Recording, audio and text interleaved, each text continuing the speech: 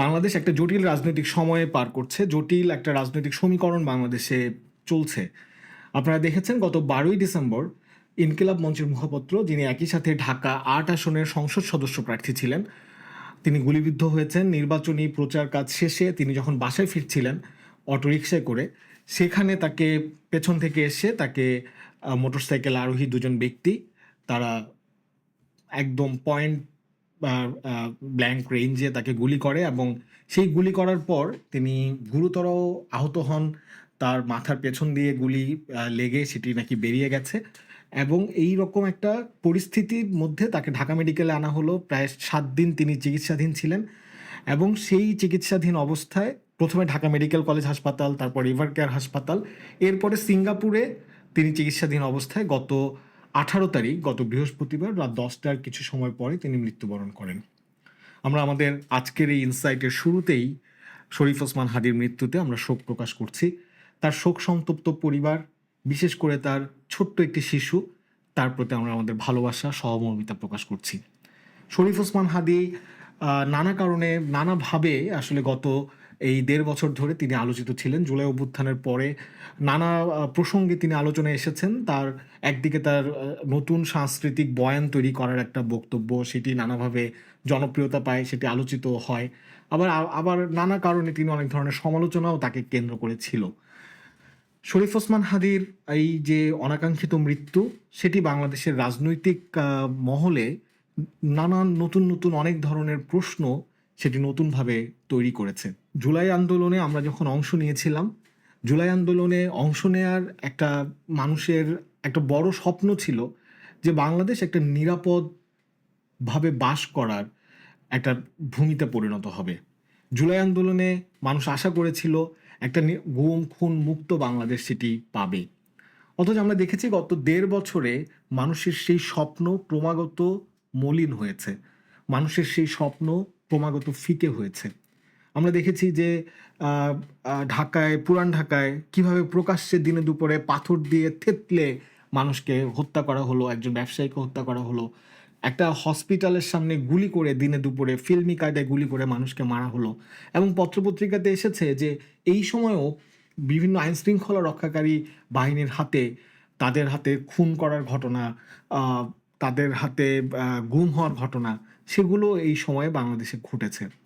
অর্থাৎ এইরকম একটা সময়ে যখন বাংলাদেশের মানুষ চেয়েছিল যে একটা ফ্যাসিবাদী শাসন, ফ্যাসিবাদী যে স্বৈরাচারী যে শাসন, সেই শাসনের পরে মানুষ ভেবেছিল যে নতুন যে বাংলাদেশ বলা হচ্ছিল, যে এক ধরনের দায় দরদের বাংলাদেশ, নতুন রাজনীতির বাংলাদেশ, নতুন বন্দোবস্তের বাংলাদেশ, সেই বাংলাদেশে এই গুম খুন থাকবে না, সেই বাংলাদেশে মানুষ এরকম অনিরাপদ থাকবে না, সেই বাংলাদেশে মানুষ একটি স্বাভাবিক জীবনযাপন করতে পারবে, স্বাভাবিক মৃত্যুর একটা গ্যারেন্টি মানুষ চেয়েছিল।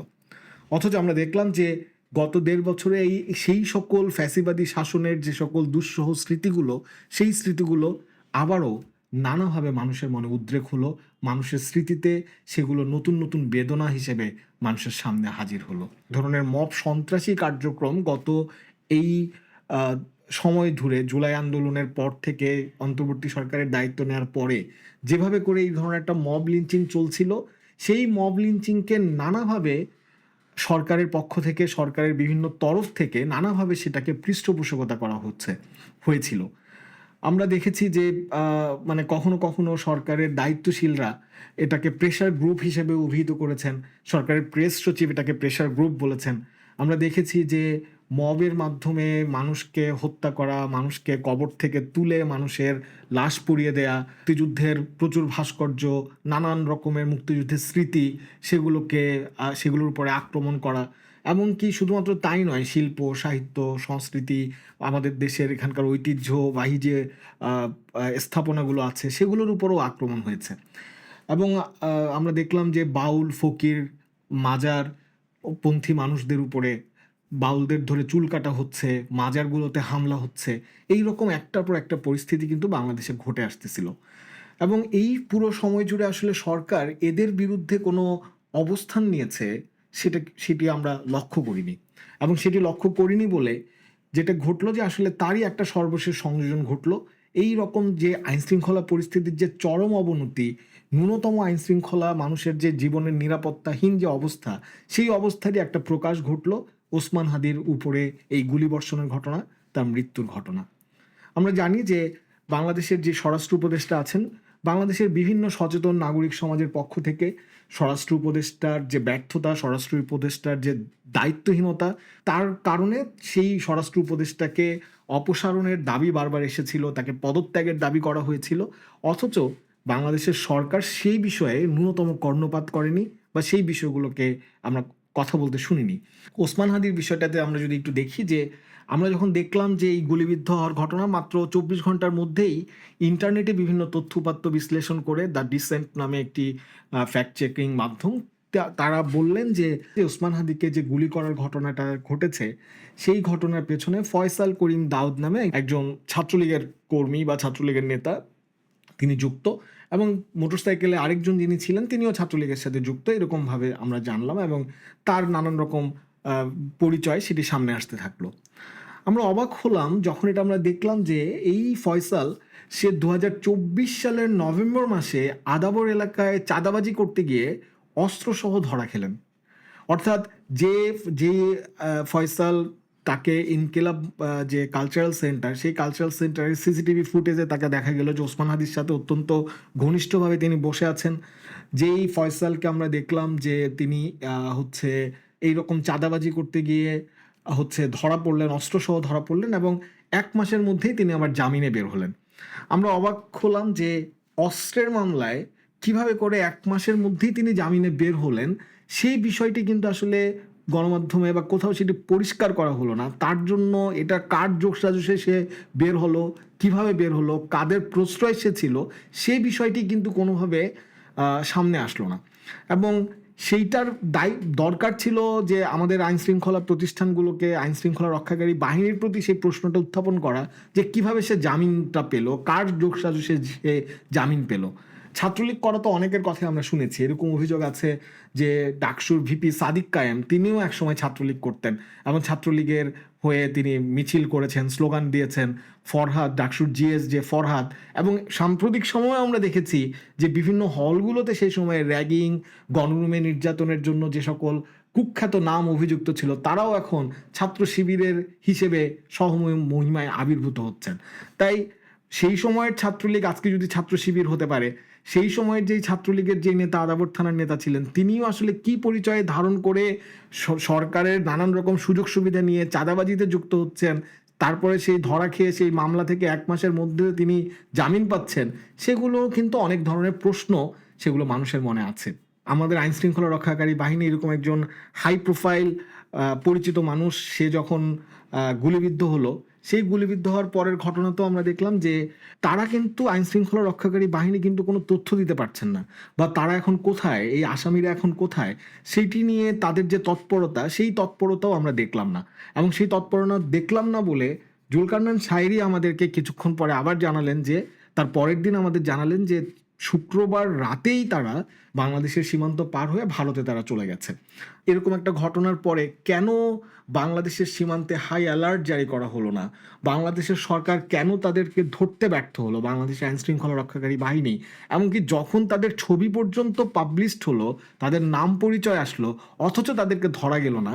সেই বিষয়গুলো নিয়ে আমরা সেই রকমভাবে সেই আলাপ আলোচনাটা আমরা হতে দেখলাম না, সেটা নিয়ে আমরা কথা বলতে দেখলাম না। গত 18 তারিখের রাত্রেবেলা যখন ওসমান হাদি মৃত্যুবরণ করেন, এবং মৃত্যুর পরে আমরা দেখেছি যে বাংলাদেশে একটা ভয়ানক পরিস্থিতি সেটি তৈরি হলো। একটা হলো যে এই ক্ষোভটা, আমি আগেই বলেছি, ক্ষোভটা স্বাভাবিক ছিল, কিন্তু সেই ক্ষোভটা যখন এই যে ওসমান হাদির হত্যাকারীদের বিচার বা সেই হত্যাকারীদেরকে গ্রেফতার করা, তাদের বিচার করা, সরকারকে বাধ্য করা, সেই দিকেই যাওয়ার দিকে হওয়ার কথাটা ছিল যৌক্তিক, সেটি না হয়ে অনেকগুলো ঘটনা, সে ঘটনাগুলো ঘটলো।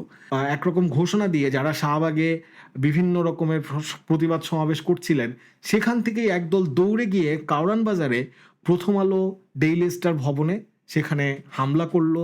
প্রথম আলো কার্যালয়, ডেইলি স্টার কার্যালয়ে কার্যত পুড়িয়ে দেওয়া হলো, এবং সকল রকমের তাদের যেই যন্ত্রপাতি আমরা দেখেছি যে পরবর্তীতে সামাজিক যোগাযোগ মাধ্যমে উপর থেকে ছুঁড়ে ছুঁড়ে কম্পিউটার বা মনিটরগুলো ছুঁড়ে ফেলা হচ্ছে, কেউ কেউ সেগুলো নিয়ে যাচ্ছেন, এই ধরনের পরিস্থিতি সেগুলো তৈরি করা হলো। ধানমন্ডিতে ছায়ানটের ভবনে, সেখানে যে ছায়ানট ভবন আসলে মানুষের শ্রমে ঘামে তৈরি করা, বাংলাদেশের জাতীয় যে ঐতিহ্য, বাংলাদেশের শিল্প সংস্কৃতি রক্ষার অন্যতম একটা প্রতিভূ প্রতিষ্ঠান, সে ছায়ানটের উপরে আক্রমণ করা হলো, ছায়ানট ভবনও পুড়িয়ে দেওয়া হলো। বাংলাদেশের একজন প্রথিতযশা সাংবাদিক, নিউ এজ পত্রিকার সম্পাদক, সম্পাদক পরিষদের সভাপতি, এবং সেই 80-র দশক থেকে যিনি বাংলাদেশের বিভিন্ন স্বৈরাচার বিরোধী আন্দোলনের অন্যতম সামনের সারির মুখ, বাংলাদেশের প্রতিবাদী কণ্ঠস্বর নুরুল কবিরের উপরে যখন ডেইলি স্টারে সাংবাদিকরা অবরুদ্ধ, সেই সাংবাদিকরা আমরা দেখেছি, সাংবাদিক জায়মা ইসলাম, তিনি বলছেন যে আমি শ্বাস নিতে পারছি না, আপনারা কার্যত আমাকে হত্যা করছেন। সেই জায়মা ইসলাম সহ সাংবাদিকদেরকে রক্ষা করার জন্য যখন নুরুল কবির ডেইলি স্টারের সামনে গেলেন, নুরুল কবিরের উপরেও এক ধরনের হামলা করা হলো, তাকে হেনস্থা করা হলো, অশ্রাব্য ভাষায় গালিগালাজ করা হলো, এই ধরনের একটা ঘটনা ঘটেছে। এরপরে এই শুধুমাত্র তাই নয়, এই তিনটি বিষয় তো আলোচিত হয়েছে, কিন্তু এছাড়াও আমরা দেখেছি যে খুলনা, চট্টগ্রামে ভারতের হাই কমিশনার কার্যালয়ে এবং বাসভবনে হামলা করা হয়েছে। প্রথম আলো, ডেইলি স্টারের অন্যান্য বিভিন্ন জায়গায়ও, সেখানেও মানে তাদের স্থানীয় কার্যালয়গুলোতে, রাজশাহীতে তাদের উপরে হামলা করা হয়েছে। ধানমন্ডি 32 নম্বরে আবারও অগ্নিসংযোগ ভাঙচুর করা হয়েছে এবং সেই ভাঙচুর এখনও চলছে। আমরা দেখেছি যে ধানমন্ডিতে ইন্দিরা গান্ধী কালচারাল সেন্টারে ভাঙচুর করা হয়েছে, উত্তরাতে 32টি দোকানে ভাঙচুর করা হয়েছে, সেখানকার আওয়ামী লীগের নেতাদের বাড়িতে অগ্নিসংযোগ করা হয়েছে। চট্টগ্রামে প্রয়াত মহিউদ্দিন চৌধুরীর বাসায় পুনরায় অগ্নিসংযোগ করা হয়েছে, ভাঙচুর করা হয়েছে। সাবেক মন্ত্রী বীর বাহাদুরের বাড়িতে অগ্নিসংযোগ করা হয়েছে। যে কাঁচপুরে প্রথম আলোর প্রকাশনা হাউস ধ্বংস করা হয়েছে, চাঁদপুরে আওয়ামী লীগের অফিসে আবার আগুন দেওয়া হয়েছে, সিলেটে প্রথম আলোর অফিস ভাঙচুর করা হয়েছে, খুলনায় প্রথম আলো অফিসে হামলা করা হয়েছে, কুষ্টিয়ায় প্রথম আলো অফিসে ভাঙচুর করা হয়েছে। আমরা দেখেছি জাহাঙ্গীরনগর বিশ্ববিদ্যালয়ের ছাত্র শিবিরের সেক্রেটারি, তিনি বললেন যে বাম, শাহবাগী, উদীচী, ছায়ানট এদেরকে তছনছ করে দিতে হবে। এবং তারই প্রতিক্রিয়া হিসেবে আমরা দেখলাম যে গতকালকে সন্ধ্যার সময় উদীচী অফিসে বর্বরভাবে সেখানে আগুন দেওয়া হয়েছে, উদীচীর কেন্দ্রীয় কার্যালয়ে, এবং উদীচীর কেন্দ্রীয় কার্যালয় পুরো ভস্ম হয়ে গেছে। এরকম একটা পরিস্থিতি বাংলাদেশে চলছে, এবং এই যে একটার পর একটা ঘটনা এগুলো চলছে, কোনো ঘটনায় আমরা দেখলাম না যে পুলিশ বা আইনশৃঙ্খলা রক্ষাকারী বাহিনী তারা কোনো তৎপরতা, কোনো একটা ভূমিকা নিয়ে তারা অবস্থান করছে। প্রত্যেকটা ঘটনায় কিন্তু খুব বেশি মানুষ কিন্তু এগুলোর সাথে যুক্ত ছিল না। আমরা যদি একটু খবর নিয়েছিলাম, আমরা যে প্রথম আলো ভবনে যখন আগুন দেওয়া হচ্ছে, সেখানে 100-র মতো মানুষ সেইটাতে গিয়েছিল, সাথে হয়তো অন্যান্য কিছু উৎসাহী জনতা সেখানে গিয়েছিল, কিন্তু 100 মতো মানুষ তারা গিয়ে ওখানে আগুন দিয়েছে। আমরা যে দেখেছি ছায়ানট ভবনে যে আক্রমণ করা হয়েছে, মাত্র 15-20 জন ঢুকে ছায়ানট ভবনে আক্রমণ করেছে এবং ছায়ানট ভবন আগুন দিয়ে জ্বালিয়ে দিয়েছে। এই পরিস্থিতিটা ঘটতে দেয়া হলো, এই পরিস্থিতিটা ঘটানো হলো বাংলাদেশকে একটা অস্থিতিশীল, অরাজক পরিস্থিতির দিকে ঠেলে দেওয়ার জন্য। ওসমান হাদি হত্যাকাণ্ডের যে ঘটনাটা ঘটলো, একদিকে হচ্ছে ক্রমাগত আইন শৃঙ্খলার পরিস্থিতির অবনতি হওয়ার পরেও সরকারের তরফ থেকে কোনো তৎপরতা দেখা গেল না, কোনো উদ্যোগ দেখা গেল না, এবং কি ওসমান হাদির উপরে আক্রমণের পরেও 7 দিন 8 দিন পার হয়ে গেলেও এখনও সেই ঘাতকদেরকে, তাদেরকে চিহ্নিত করা গেল না, তাদেরকে ধরা গেল না, তাদেরকে গ্রেফতার করা গেল না। তারা দেশ ছেড়ে পালিয়েছে, সরকারের পক্ষ থেকে সেটি বলা না হলেও যেটি হচ্ছে যে সরকার দেখলাম ভারতীয় হাই কমিশনারকে ডেকে এনে বলছেন যে যদি এরা পালিয়ে যায় তাদেরকে যেন ভারত ফেরত পাঠায়, এই ধরনের কথা বলা হচ্ছে। আমরা হতবাক হয়ে যাই যে আমাদের এই গোয়েন্দা সংস্থা, এত ধরনের রাষ্ট্রীয় বাহিনী, তারা আসলে কি ভূমিকায় নামছে, তারা আসলে কি কাজটা করছে। এইটা একটা পরিকল্পিত মোটিভ, পরিকল্পিতভাবে এই ধরনের প্রতিষ্ঠানগুলোর উপরে আক্রমণ করে বাংলাদেশকে একটা অরাজকতার দিকে ঠেলে দেওয়া হচ্ছে। আপনারা জানেন আগামী ফেব্রুয়ারি মাসের সম্ভাব্য নির্বাচনের, আগামী ত্রয়োদশ নির্বাচনের তফসিল ঘোষণা হয়েছে। তফসিল ঘোষণার পর পর বাংলাদেশে এরকম একটা পরিস্থিতি তৈরি করা আসলে কাদের লাভ হতে পারে, কাদের উদ্দেশ্য হতে পারে, যারা আসলে এক ধরনের জুলাই ম্যান্ডেট নিয়ে যারা নানা রকমের সরকারি সুযোগ সুবিধা ভোগ করছেন, এবং তারা যারা নানাভাবে নির্বাচনকে পেছাতে চান, নির্বাচন হলে যারা আসলে জনগণের ম্যান্ডেটকে ভয় পান, এবং নির্বাচন হলে যারা আসলে তাদের এই যে আধিপত্য সেটি আসলে ক্ষুণ্ণ হবে, সেই শক্তি কি আসলে এই নির্বাচনকে পেছানোর জন্য, নির্বাচনকে বানচাল করার জন্য এই পরিকল্পিতভাবে এই ধ্বংসযজ্ঞ করছেন? ময়মনসিংহে একজন শ্রমিককে, দীপুচন্দ্র দাস নামে একজন শ্রমিককে কিভাবে নির্মমভাবে পিটিয়ে, গাছের সাথে ঝুলিয়ে, আগুনে পুড়িয়ে হত্যা করা হলো ধর্ম অবমাননার অভিযোগ তুলে। এই কি এই বাংলাদেশকে আমরা চেয়েছিলাম? এইভাবে করে যে হত্যাকাণ্ডের ঘটনা, মানুষের মধ্যে যে অসহিষ্ণুতা তৈরি করা, সেই তৈরি করার কাজগুলো ক্রমাগত একের পর এক হয়ে যাচ্ছে। আপনারা দেখেছেন যে বিদেশ থেকে বিভিন্ন রকমের ইউটিউবারদের, সোশ্যাল মিডিয়াতে ইনফ্লুয়েন্সারদের, তাদের নানান রকমের বক্তব্যে বা যেইভাবে করে বাংলাদেশের জনগণকে উস্কে দেওয়া হচ্ছে, বাংলাদেশের জনগণকে নানাভাবে এই ধরনের তাণ্ডব চালানোতে, নানান রকমের অরাজক পরিস্থিতি তৈরি করার জন্য উস্কে দেওয়া হচ্ছে, সেটি আসলে বাংলাদেশের জন্য কোনো ভালো ফলাফল তৈরি করবে না।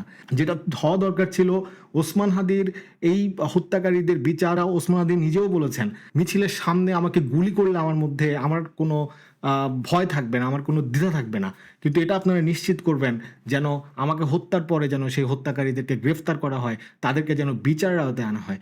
অথচ আমরা দেখলাম আজকে ওসমান হাদি যে হত্যাকাণ্ডের যে বিচার, সেই বিচারের বিষয়টি মূলত গৌণ হয়ে গেল, এবং সেটি গৌণ হয়ে এই রকম একটা অরাজক পরিস্থিতির দিকে বাংলাদেশকে ঠেলে দেওয়া হলো।